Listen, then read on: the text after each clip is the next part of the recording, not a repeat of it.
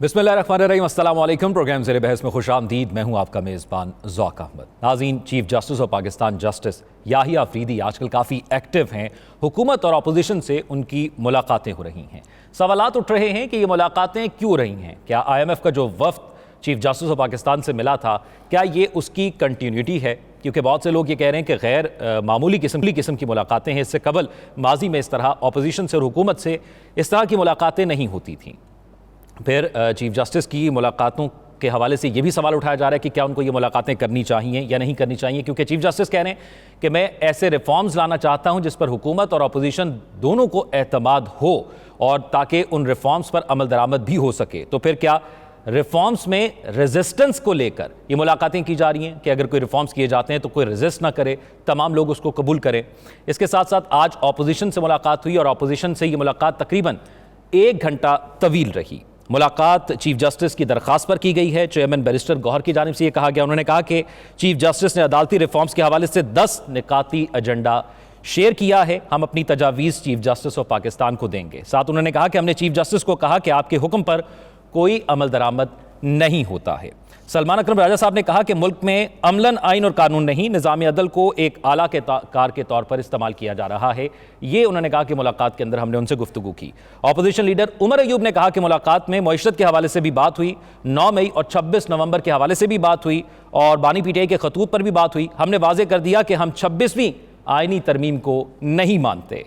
Senator लतीफ़ खोसा साहब ने कहा कि हमने चीफ जस्टिस पाकिस्तान को बताया कि अपना घर भी ठीक करें, जब उनका अपना घर ठीक होगा तो ही इंसाफ होगा। पाकिस्तान तहरीक इंसाफ की जानिब से बड़ा सख्त मौक़िफ़ नज़र आ रहा है इस मुलाकात के हवाले से और अपने तमाम तहफ़्फ़ुज़ात वो लेकर चीफ जस्टिस के पास गए और जो उन्होंने मुलाकात के लिए बुलाया उसमें उनको बताया और चीफ जस्टिस ने रिफॉर्म्स के हवाले से उनको बताया। वज़ीर आज़म से जो मुलाकात हुई थी, उन्होंने कहा कि वज़ीर आज़म की चीफ जस्टिस से मुलाकात में लापता अफराद से मुतल्लिक मौसर इक़दामात में तेज़ी लाने की यकीन दहानी कराई गई है। अब एक मामला तो ये मुलाकातों के हवाले से, एक और मामला है इस्लामाबाद हाई कोर्ट के हवाले से। उन जजेस ने पहले खतूत लिखे, चीफ जस्टिस को लिखा और हाई कोर्ट्स के चीफ जस्टिस को लिखा गया कि जो तबादले किए गए इस्लामाबाद हाई कोर्ट के अंदर और ख़ास तौर पर जो लाहौर हाई कोर्ट से इस्लामाबाद हाई कोर्ट के अंदर तबादला किया गया उस पर एतराज़ात थे। अब सुप्रीम कोर्ट के अंदर एक पटिशन इस हवाले से दायर कर दी गई है। इस्लामाबाद हाई कोर्ट के 5 जजेस की जानिब से सीनियरिटी के मामले पर यह रुजू किया गया है सुप्रीम कोर्ट से। 49 सफ़ात पर मुश्तमिल आर्टिकल 184 की शिक 3 के तहत दरखास्त दायर की गई है, जिसमें इस्तदा की गई है कि सुप्रीम कोर्ट करार दे कि सदर को आर्टिकल 200 की शिक 1 के तहत जजेस के तबादले के लामहदूद इख्तियारात हासिल नहीं हैं। दरखास्त में इस्तदा की गई है कि मफाद आमा के बगैर जजेस को एक हाई कोर्ट से दूसरी हाई कोर्ट ट्रांसफ़र नहीं किया जा सकता और माजी के कुछ केसेस का हवाला भी इसमें दिया गया है। बड़ा तफसीली किस्म की यह दरखास्त दायर की गई है। प्रोग्राम में नजमुल साकिब साहब, राव खालिद साहब और साकिब बशीर साहब तीनों सीनियर तज्ज़ियाकार हमारे साथ मौजूद हैं। नजमुल, पहले ज़रा ये जो 5 जजेस की जानिब से रुजू किया गया है सुप्रीम कोर्ट में, इसके हवाले से बात कर लेते हैं। इससे कबल उन्होंने दरखास्त भी दायर की और जो भी उनको लीगल फॉरम नज़र आता है उस पर वो अपने तहफ़्फ़ुज़ात का इजहार कर रहे हैं। आपको क्या लगता है ये जो अब उन्होंने सुप्रीम कोर्ट से रुजू किया, क्या कोई इस पर अमल दरामद होगा या उनकी बात सुनी जाएगी और इसके अलावा उनके पास और क्या ऑप्शन रह जाएगा अगर उनकी बात नहीं सुनी जाती? तो इससे पहले कि आपके सवाल का जवाब देने की मैं कोशिश करूं, 1-2 बातें करना चाहूँगा इसी ज़िम्न में। जी, सबसे पहली बात यह है कि जो तारीख लिखी जाती है ना, उसमें जजेस की, मोहतरम जजेस हजरात की सीनियरिटी का जिक्र नहीं होता। ठीक है, उसमें उनके फैसले बोलते हैं। तो मुझे इससे कोई इतना ज़्यादा इतराज़ नहीं है कि अगर 26वीं तरमीम का हिसाब किताब है या बाकी और कुछ मजबूरियां हैं, हवाएं मुख्तलिफ अंदाज से जो है वो मुखालिफ ही चल रही हैं, तो सीनियरिटी के मसले जो हैं वो दरपेश हैं इस वक्त इन 5 जजेस हजरात को, मोहतरम जजेस हजरात को। मुझे ये पता है कि जस्टिस मोहसिन अख्तर कियानी ने जो फैसले किए हैं हाई कोर्ट में बैठ के वो बोलेंगे और उसी पे ही उनकी जो है वो तारीख लिखी जाएगी कि आया था एक ऐसा जज जिसका नाम मोहसिन अख्तर कियानी था और उसने ये फैसले जो है ना वो कानून और आइन के मुताबिक किए। ये तो होगी पहली बात। दूसरी बात ये है कि ये जो आपने सवाल किया है ना, इस पिटीशन पे बात करने से पहले एक और बात मुझे याद आई। देखिए, कानून की इंटरप्रिटेशन जो है ना वो 2 वकील होते ही इसलिए, एक इधर से बोलता है एक उधर से बोलता है, एक ही कानून पे बात कर रहे होते हैं। अब सवाल यहाँ ये नहीं है कि ये आपने जो बताया है ना 184 सब सेक्शन 3 या उसमें वो 194 की यानी बात कर रहे हैं आर्टिकल की, इसकी इंटरप्रिटेशन की बात है कि क्या वाकई ओथ लेना ज़रूरी है। एक अगर जज को ट्रांसफ़र कर रहे हैं आप, तो क्या उसका ओथ लेना ज़रूरी है कि नहीं, सीनियरिटी को कितना देंगे आप, हिसाब किताब। अब इस पिटीशन की जो अगर आप देखें, आप मुझसे आपने पूछा ना कि पिटीशन का क्या होगा और जजेस की ऑप्शंस क्या हैं। इस पिटीशन का मेरे तज्जिए के मुताबिक जब से ये शुरू हुआ है, इन्हीं जजेस हजरात ने वो खतूत लिखे थे, बिल्ली के गले में घंटी बांधी थी। उसके बाद से आप आ जाएं 26वीं तरमीम पे। 26वीं तरमीम होती है और उसमें इसका इलाज करने के साथ साथ और कई चीज़ों के इलाज हो जाते हैं, और उसमें 2/3 अक्सरियत, जिसमें पीटीआई के भी कुछ जो है ना वो ख़वातीनो हजरात बदरजाए अतम मौजूद थे, तो 2/3 आपने यानी अक्सरियत के साथ कानून आईनी बदल दिया आपने, आप 26वीं तरमीम ले आए। अब अगर इस पिटीशन को देखते हैं आप, क्या आपके ख्याल में सुप्रीम कोर्ट में जो इस वक्त चीफ जस्टिस साहब हैं मोहतरम याहिया आफरीदी साहब, उनकी भी सीनियरिटी का मसला था? तो अगर जस्टिस मंसूर अली शाह ने चुपके से मान लिया है और मुस्कुरा के कहा है कि खैर है कोई बात नहीं, हम अपना काम करेंगे, आप अपना काम करें, तो इसमें इस सीनियरिटी को इतना ज़्यादा बनता हुआ मुझे नज़र नहीं आ रहा। और अगर इस पिटीशन को सुना जाता है सुप्रीम कोर्ट में, पहले तो ये बात है ये सुनी जाएगी भी कि नहीं, क्योंकि एक 26वीं तरमीम के बारे में भी तो हेयरिंग है ना, यानी उसके बारे में कुछ सवालात जो हैं वो खड़े किए गए हैं। अगर ये पिटीशन सुनी जाती है तो आपके ख्याल में जवाब क्या आएगा कि डोगर साहब को वापस भेज दें लाहौर, और ये जो एक्टिंग इस वक्त हाई कोर्ट के चीफ जस्टिस हैं इनको जो है वो फारिग कर दिया जाए? साहब, ये 26वीं आईनी तरमीम अब क्योंकि वापस जाती है नहीं जाती, लेकिन मैं एक बुनियादी सवाल ये करना चाहता हूं कि हम जब आइन की तशरीह सियासी जमातें करवाना चाहती हैं तो वो अदलिया के पास जाती हैं। अब अदालत खुद वहां पर बैठे जजेस आइन की तशरीह के हवाले से पटिशंस दायर कर रहे हैं और खतूत लिख रहे हैं, क्या अदल के निज़ाम पर भी इसका असर होगा? ये मेरे इस वक्त की आखिरी बात थी जो आपने पहले ही कर दी है। देखिए, जजेस हजरात जो हैं वो इस वक्त इंसाफ तलाश कर रहे हैं। कोई अच्छा सा वकील देखा जाए जो हमारे केस जो है वो आगे यानी सुप्रीम कोर्ट में लेके जाए। कितनी अजीबो गरीब सूरत हाल है कि जिन्होंने इंसाफ देना है वो इंसाफ मांग रहे हैं। लिहाजा इस पिटीशन की जो ओवरऑल अगर आप सूरत हाल देखें तो मुझे इसकी शुनीद भी मुश्किल नजर आ रही। एक तो होता ना जी सुनी जाए और उसके बाद फैसला इनके हक में हो, क्योंकि अगर इनके सुनी जाती है और फैसला इनके हक में आता है, सीनियरिटी लिस्ट रिवाइज करते हैं रजिस्ट्रार साहब, और जो इन्होंने इसमें लिखा है कि ये ओथ नहीं लिया वगैरह वगैरह, ये सारी बातें मानी जाती हैं, तो क्या 26वीं तरमीम को आप यानी बिल्कुल ही उल्टा सीधा करके एक तरफ रख देंगे? मेरा अपना ज़ाती तज्जिया ये है, हमारा तज्जिया ये कहता है कि ये कर दिया इन्होंने क्योंकि तमाम हुज्जत भी करनी पड़ती है। याद रहे कि ये ख़त नहीं है, जो खतों किताबत शुरू हुई हुई है ना, ये बाकायदा तौर पे एक पिटीशन है। अब डिपेंड करता है यानी सुप्रीम कोर्ट पे कि वो इसको हेयरिंग के लिए कब लगाते हैं और उसके बाद वकला क्या बात करते हैं और इनका नतीजा क्या निकलता है। लेकिन 2-3 चीज़ें तय हो गई। नंबर 1 ये चीज़ तय हो गई कि ये जजेस हजरात जो हैं इन्होंने अपना तारीख में नाम लिखवा लिया, इन्होंने बिल्ली के गले में घंटी बांधी थी तो उसकी। और दूसरी बात यह है कि जब आप हवाएं मुखालिफ चल रही हों और उनके सामने खड़े हो जाएं तो फिर उसकी कोई कीमत अदा करनी पड़ती है। और मेरे ख्याल में ये यानी वक्त ऐसा आ गया है कि किसी को परवाह ही नहीं है कि तारीख किस नाम से याद करेगी। मेरे ख्याल में ये जो इस वक्त कशमकश चल रही है हाई कोर्ट में ख़ास तौर पे, इसमें 2 धड़े बनते हुए नज़र आ रहे हैं और तारीख भी इसी तरह से लिखी जाएगी कि जस्टिस मोहसिन अख्तर कियानी हो गए, बाबर सत्तार साहब हो गए, जहांगीरी साहब हो गए, ये सारे जजेस हजरात जो थे इन्होंने उसूली फैसला किया, मुवक्कफ इनका उसूली था। अब हवाएं चल रही हैं मुखालिफ, तो इसका फैसला देखते हैं क्या होगा। लेकिन मेरी आखिरी बात यह है कि इस पिटीशन का कुछ भी नहीं होना, ना कुछ हो सकता है। जजों की ऑप्शन आगे क्या है ये जजेस ज़्यादा बेहतर जानते हैं, लेकिन मेरे ख्याल में इसके बाद कम से कम सीनियरिटी की बात वो नहीं करेंगे। और कौन सी जगह पे जाएंगे वो? सुप्रीम कोर्ट के बाद है कौन सी जगह? तो सीनियरिटी की बात वो नहीं करेंगे और फिर देखते हैं कि क्या ये जजेस हजरात अपनी अपनी सीटों पे बैठ के अवाम की फलाह व बहबूद के लिए सारे फैसले करते रहते हैं, या इनको अपनी सीनियरिटी की इतनी फिक्र है कि ये बाकी काम भूल के सिर्फ इसी तरफ लगे रहेंगे।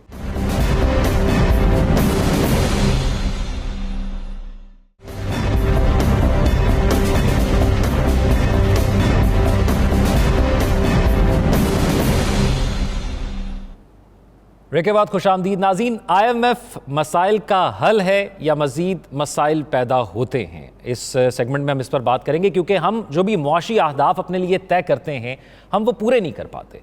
उसमें बुनियादी वजह क्या है ये हम समझने की कोशिश करेंगे। क्या कैपेसिटी नहीं है सिस्टम के अंदर इतनी कि वो अहदाफ पूरे किए जा सकें, या फिर हमारे अंदर जो अनस्टेबल किस्म का एक पॉलिटिकल सिस्टम है जो अपना टेन्योर पूरा नहीं करता, तो फिर वो प्लान्स को भी पूरा नहीं कर पाता? क्या इसकी एक रीज़न ये भी है? बहुत सारी कंट्रीज़ पाकिस्तान में इंटरेस्ट शो कर रहे हैं, बहुत सी मेल मुलाकातें होती हैं, बहुत से वफूद आए पाकिस्तान के अंदर, पाकिस्तान में इन्वेस्टमेंट करने के हवाले से उन्होंने बात की, government to government MOUs sign हुए हैं।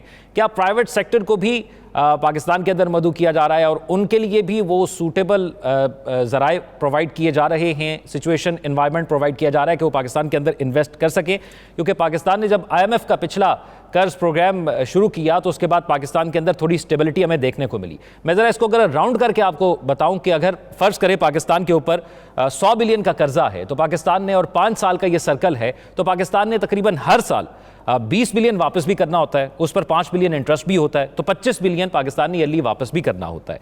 तो इसी को अगर हम सामने रखें तो पाकिस्तान के अंदर IMF के जो रेजिडेंट चीफ हैं वो ये कहते हैं कि पाकिस्तान में इकॉनमी पर जो बोझ है वो कर्जों की वजह से है, टैक्स का इकट्ठा ना होना है और इनकम जनरेट करने में कमी की वजह से है।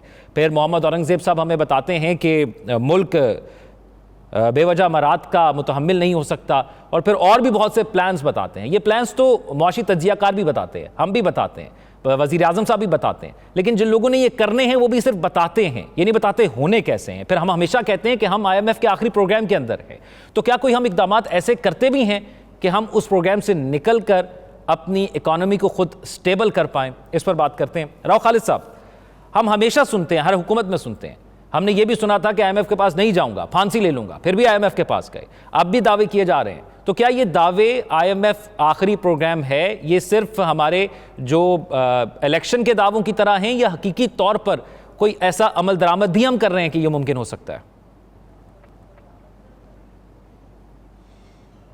देखिए, बुनियादी जो मसला है ना वो अगर आप किसी को ब्लेम अगर करना चाहते हैं इस हवाले से, तो उसमें हम तो हैं ही हैं, as a country, as a leadership हमारी जो भी रही 75 सालों में, वो तो है ही है। लेकिन सबसे बुनियादी जो कसूरवार मेरे ख्याल में, अगर आप हिस्टोरिकली देखें तो इस यूनाइटेड स्टेट्स ऑफ अमेरिका, उसके इंटरेस्ट इस खित्ते में इस किस्म के थे कि वो यहाँ पे रूस का इन्वेजन हुआ, हम उसकी जंग लड़ने लग गए, उससे निकले, फिर 9/11 हुआ, फिर हम उसमें आ गए, और हम 1958 से जो ये IMF के आए हुए हैं उसमें सारे चंगल में फंसे हुए हैं लोन के लिए। $25,000 था पहला लोन। वैसे बड़ा मैं पढ़ रहा था, बड़ा मुझे हंसी आई कि 25,000 कितना डॉलर हो गया, आजकल तो गिनती में नहीं आते मुल्कों के हिसाब से। तो हम रिफॉर्म्स का प्रॉमिस करते रहे IMF से कि हम ये करेंगे, ये करेंगे, ये करेंगे, और उसके बाद हमने नहीं किया। तो ये तो चाहिए तो ये था कि पहले दूसरे तीसरे प्रोग्राम पे हमें मैं यही बता रहा हूँ आपको, पहले दूसरे या तीसरे प्रोग्राम पे IMF हमें कहता कि भाईजान थैंक यू वेरी मच, आप पूरा नहीं कर रहे, हमारे पैसे वापस करें, हम आपको लोन नहीं देंगे। लेकिन हुआ ये कि अमेरिकन इंटरेस्ट आ गया यहाँ पे। अमेरिका ने कहा कोई नहीं, आपको पेरिस क्लब से भी रीशेड्यूल करवा देते हैं, IMF को चुप करके बैठो, इसको नहीं कुछ कहना, और ये हमें अभी मामला इस किस्म के चलने दो।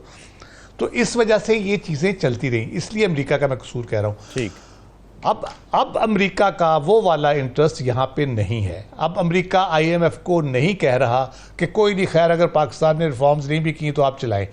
तो उसकी वजह से हुआ क्या, with the passage of time IMF तो करना ही चाह रहा होगा, यकीनन वो सख्तियाँ तो करते ही गया, बढ़ाता गया अपने वो प्रेशर को, और जो टर्म्स एंड कंडीशंस थी वो चेंज होती चली गई।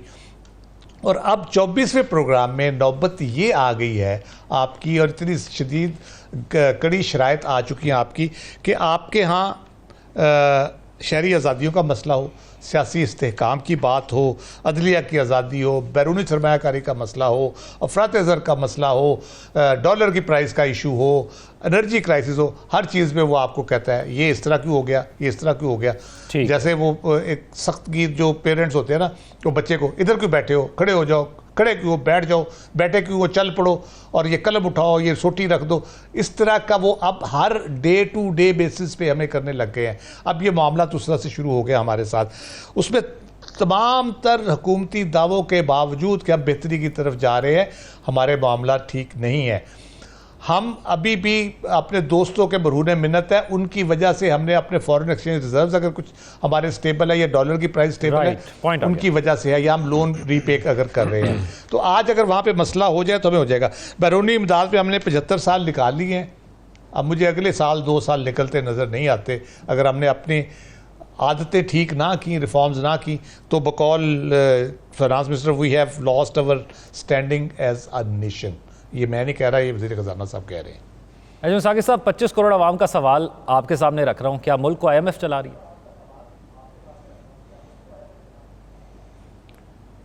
मुल्क को IMF नहीं चला रही, मुल्क को अल्लाह मियाँ चला रहा है।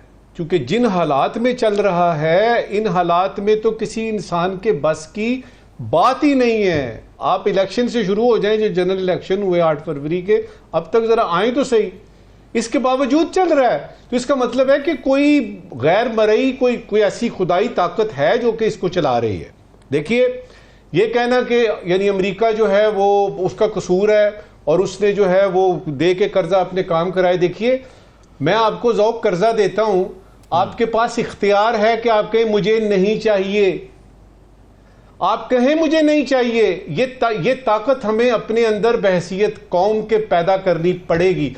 अभी मसलन मुझे एक ऑफर होती है जी कि फलां जगह पे आप रिटायर हो गए हैं, फलां जगह पे आपको नौकरी देते हैं, तो मैं इनकार क्यों नहीं करता? मैं जब उसको कबूल करता हूं तो मैं ये क्या कहता हूं, दलील सुनिए। चूंकि मुल्क को डिफॉल्ट से बचाना था, लिहाजा हमने अपनी सियासी जो वेल्थ है ना, सियासी इमेज, उसको दांव पे लगा दिया। दलील जो है ना, आजकल का हालात ऐसे हैं, खासतौर पे जब से डोनाल्ड ट्रंप साहब तशरीफ लाए हैं, दलील नाम की चीज इस वक्त सियासियात से, मुआशियात से निकल चुकी है। इस वक्त सिर्फ जोर जबरदस्ती चल रही है और धौंस चल रही है। जल्दी से आपको ये बता दूं कि IMF के रेजिडेंट डायरेक्टर जो है ना, जिनकी बात अभी हो रही थी, वो और हमारे जो वजीर खजाना हैं, एक साथ उन्होंने 2-3 बड़ी खौफनाक बातें की हैं और दोनों एक पेज पे नजर आए हैं। मिसाल के तौर पे टैक्स इकट्ठा करने की सलाहियत में कमी आई है, ये रेजिडेंट डायरेक्टर कह रहे हैं। टैक्स इकट्ठा करने की सलाहियत में कमी आई है। वजीर खजाना साहब क्या कह रहे हैं? टैक्स इकट्ठा करने में मुश्किलात पेश आती हैं। तो फिर इसका क्या मतलब है? टैक्स ही इकट्ठा नहीं होगा तो चलती तो मईशत आपकी टैक्स से है। दूसरी बात उन्होंने की है जो कि मेरे नज़दीक ज़्यादा अहम है, जो रेजिडेंट डायरेक्टर ने कहा है कि कई शोबे कौमी खजाने में हिस्सा नहीं डाल रहे। ये भी रेजिडेंट डायरेक्टर साहब ने फरमाया है। उसके बाद आपके वजीर खजाना मान रहे हैं कि तनख्वाहदार तबका और मैन्युफैक्चरिंग आपकी खिदमात जो हैं उसमें टैक्स गैर मुतनासिब है। मुझे ये बताइए, अगर आपको पता है कि आपके टैक्स हासिल करने की, वसूल करने की, आपको यानी वो जो आपके टैक्स बनते हैं, इनकम टैक्स हो जाए, वेल्थ टैक्स हो जाए, जो भी हो जाए, उसकी सलाहियत नहीं है या कम हो रही है, तो फिर ये कहना कि बिजली के बिल बढ़ा दें, फिर ये कहना कि जी आप नोट नए छाप लें, मुझे समझ नहीं आ रही। ठीक है, तो हमें पता है कि कहां पे है मसला। अब ये जो 2 दिन बाद एक IMF का एक और आ रहा है, क्लाइमेट फंड टॉक के लिए जो है, जिसको हम मिशन कहते हैं, और जी बिल्कुल, और उसमें $1 बिलियन की बात है। मेरी दुआ है कि 2022 के जो सैलाब आए थे, कम से कम उसके बारे में, अब 3 साल तकरीबन होने को हैं, कम से कम उसके बारे में हमारे पास फैक्ट्स एंड फिगर्स हों और हम सही तरीके से बता सकें कि हमें वाकई ये मुसीबत आई थी। तकरीरें ना करें, हम फिगर्स ना बताएं, बाकायदा तौर पे यानी पावर पॉइंट प्रेजेंटेशंस बना के फैक्चुअली करेक्ट, क्योंकि हम ये भूल जाते हैं। आपकी मिनिस्ट्री ऑफ क्लाइमेट चेंज और ये जो एनवायरनमेंट की है ना, ये भूल जाते हैं। आजकल है दौर सोशल मीडिया का और इंटरनेट का।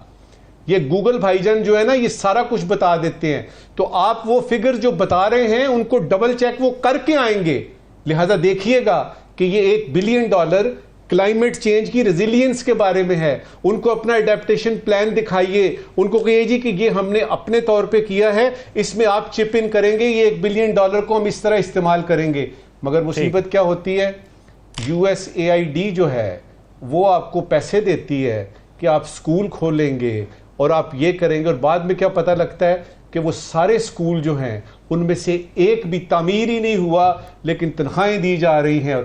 अब इसमें मुझे बता दीजिए IMF का क्या कसूर है और यूनाइटेड स्टेट्स ऑफ अमेरिका का क्या कसूर है? साकिब रशीद साहब, एक तो ये IMF का जो वफ्द आ रहा है 24 से 28 फरवरी तक, जिसका जिक्र अभी किया क्लाइमेट फंड टॉक के हवाले से, इसके हवाले से क्या तैयारियां हैं? फिर 6 मंथली रिव्यू के हवाले से मार्च में भी एक वफ्द आ रहा है, तो जो अहदाफ उन्होंने हमें दिए थे और जो ये आदाद शुमार की बात अभी जो साकिब साहब ने की है, क्या हमने वो पूरे कर लिए हैं? हम उनको कायल कर लेंगे? जी बिल्कुल, ये 2 वफद आ रहे हैं, एक तो 24 फरवरी को, एक 3 मार्च को। एक जो 24 फरवरी वाला है उसमें तो $1 अरब या $1.5 अरब तक जो है वो है मामला, जो है वो क्लाइमेट के हवाले से बात होनी है। और रिव्यू, पहला रिव्यू जो है वो 3 मार्च से लेकर 12 या 14 मार्च तक वो वफद यहाँ पे रहेगा। अब जो ट्रम्प फैक्टर है वो भी हो सकता है इसमें कहीं ना कहीं हमें नज़र आए।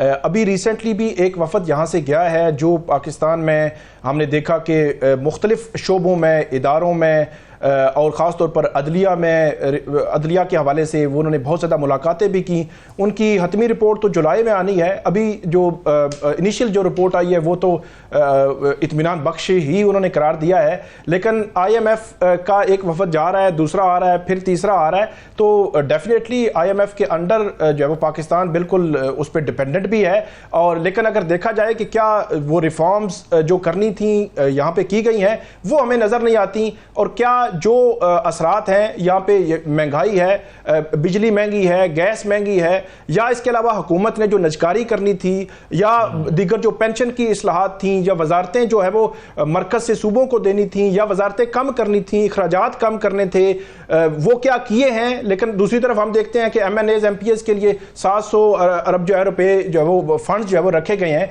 तो वो हमें अमली तौर पर वो चीज़ें नज़र नहीं आती जो IMF के साथ जो है वो चीज़ें तय की गई थी। लेकिन यह है कि जो महंगाई है, बेरोजगारी है, वो मौजूद है, अवाम पर जो बोझ है वो मौजूद है। गवर्नमेंट ये तो हुकूमत जो है वो ये प्लान कर रही है कि 2035 पर जो है वो हमने कोई अहदाफ जो है वो रख लिए हैं, या उड़ान पाकिस्तान या ई पाकिस्तान जैसी चीज़ें जो है वो लेकर आ रहे हैं। लेकिन दूसरी साइड पे देखा जाए कि अमली तौर पर क्या है, वो बहुत कम हमें अमली तौर पर जो है वो नज़र आता है। अब देखना यह है कि IMF का जो वफद आएगा उसको क्या ये जो है वो मुतमिन होकर जाएगा, या मजीद जो है वो पाकिस्तान पे या हुकूमत पे कुछ ऐसी रिफॉर्म्स का मुतालबा किया जा सकता है, या कोई लेजिस्लेशन का मुतालबा किया जा सकता है जिसके डायरेक्ट जो है वो इफेक्ट जो है वो पब्लिक पर आए। अब सैलरीज क्लास पर जो टैक्सेस की बात हो रही है कि वहां पे आप जो है वो सरमायाकार है उस पर, उससे जो टैक्स कलेक्ट करना है वो नहीं कर रहे, लेकिन जो सैलरीज क्लास है उनसे टैक्स कलेक्ट भी किया जा रहा है। और ये भी खबर है कि पहले 7 माह में जो टैक्स कलेक्ट करने की जो शरह है तकरीबन 100 अरब रुपया जो है वो ज्यादा, यानी इसमें बेहतरी करने की भी जरूरत है। और जब भी हम सुनते हैं कि IMF का वफ्द आ रहा है हम परेशान हो जाते हैं, क्योंकि जब भी मजीद उनकी कुछ शराइत होती हैं उसका फिर डायरेक्ट बोझ आम आवाम पर होता है, तो इसलिए हमें परेशानी भी हो जाती है। एक ब्रेक की तरफ चलते हैं, स्टे विद अस।